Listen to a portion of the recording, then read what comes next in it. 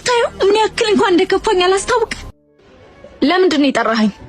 እንድንነጋገር እፈልጋለሁ። ስንት ዓመት ፍቅረኛ ሆንን ግን እስካሁን አታውቀኝም። ጸባይሽ እየተቀየረ ነው። ብዙ ነገሮች ያስጨንቁኛል። የሱ ውጤት ነው። ፍቅረኛሽ መሆኔ ጥቅሙ ምኑ ጋር ነው? ጭንቀትሽን ካልሰማሁት። ለምንድን ነው ግን የምትሰማኝ?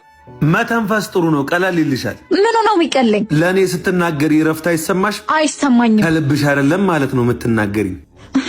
የኔ ስራ ማጣት የቤተሰቦቼን ስቃይ እያየሁ እንድሰቃይ እያደረገኝ ነው ስል አይዞሽ ስትለኝ ቤት ስገባ የሚቀየር ህይወት ያለ ነው እንደሚመስለው። ብሶብኝ ነው እሺ የምመለስ። ተናግሬ እንኳን ህመሜን የሚያስታግስልኝ ሰው ከጎኔ እንደሌለ ያህል ነው የሚሰማኝ። ቆይ መስማት ምን ያደርጋል? ምንም ላታረግልኝ። አይኔን አታዩ ምን ያክል እንኳን እንደከፋኝ አላስታውቅ። ተናግሬ ሆድ እንዲብሰኝ ለምን ታረገኛለህ? አንቺ ብቻ አይደለሽም እኮ እየተፈተንሽ ያለሽው። ገደል ይግባ የሌላው ፈተና። ቆይ የሌላው መፈተን የኔ ችግር የሚያቀለው ይመስላል? አያቀለውም። የሌላው ህመምና የእናቴ ህመም ለኔ አንድ አይደለምሽ። ደግሞ እሱ ሳላቅ አይደለም የምጨነቀው የማልፈታውን ችግር እያየ መሆኔ ነው። አሁን ስኔ ማገዝ ትችላለህ? እኔ ኪታ አመጣለሁ። በቃ ችግርሽን ንገረኝ አትበለኝ። ከቻልክ ደግሞ ካሁን በኋላ አትደውልልኝ።